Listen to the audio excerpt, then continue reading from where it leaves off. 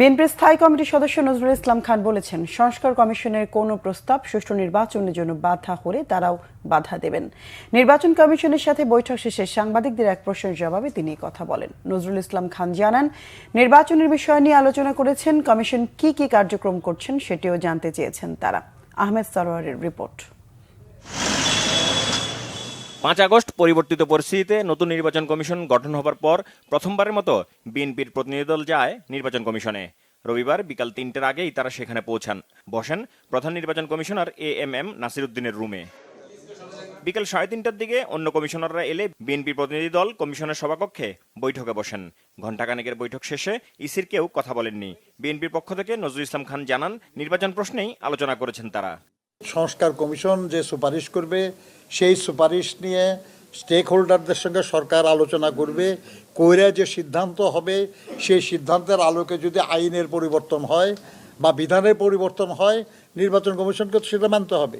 আমরাও যদি মনে করি যে কোনো সংস্কার কমিশনের কোনো প্রস্তাব সুষ্ঠু নির্বাচনের পথে অন্তরায়, ওটা তো নির্বাচন কমিশন কেন, আমরাও বাধা দেব। কিন্তু এই বিষয়টা তাদের সঙ্গে আলাপের কিছু নয়, এটা তো কোনো কোলাবোরেশনের ব্যাপার না। এটা তাদের মতামত তারা বলবে, আমাদের মতামত আমরা বলবো। এক প্রশ্নের জবাবে নজরুল ইসলাম খান জানান, পরিবর্তিত পরিস্থিতিতে কমিশন চাইলেও কিছু করতে পারে না, অনেক কিছু নির্ভর করে অন্তর্বর্তী সরকারের উপর। আমাদের কাছে মনে হয়েছে তাদের কথায় আগামী মে মাস জুন মাসের মধ্যে তারা পরিপূর্ণভাবে প্রস্তুত হবেন voter list, updated voter list দিয়ে নির্বাচন অনুষ্ঠানের বিষয়ে। তবে এই ব্যাপারে সিদ্ধান্ত নেওয়ার ক্ষমতা এখন তাদের নাই। কনস্টিটিউশনের নর্মাল যে নিয়ম সেই অনুযায়ী নির্বাচন হচ্ছে না।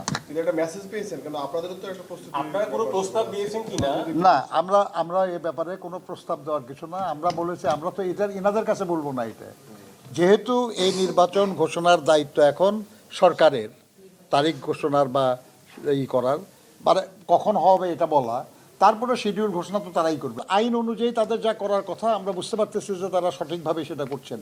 নির্বাচনী রোডম্যাপ নিয়ে কিছু বলেছেন কিনা জানতে চাইলে বিএনপির প্রতিনিধি দল জানায়, সোমবার প্রধান উপদেষ্টার সাথে বৈঠকে তারা সেটি নিয়ে আলাপ করবেন। এটা প্রধান উপদেষ্টাকে বলবো। আহমেদ সরওয়ার, বাংলা ভিশন, ঢাকা।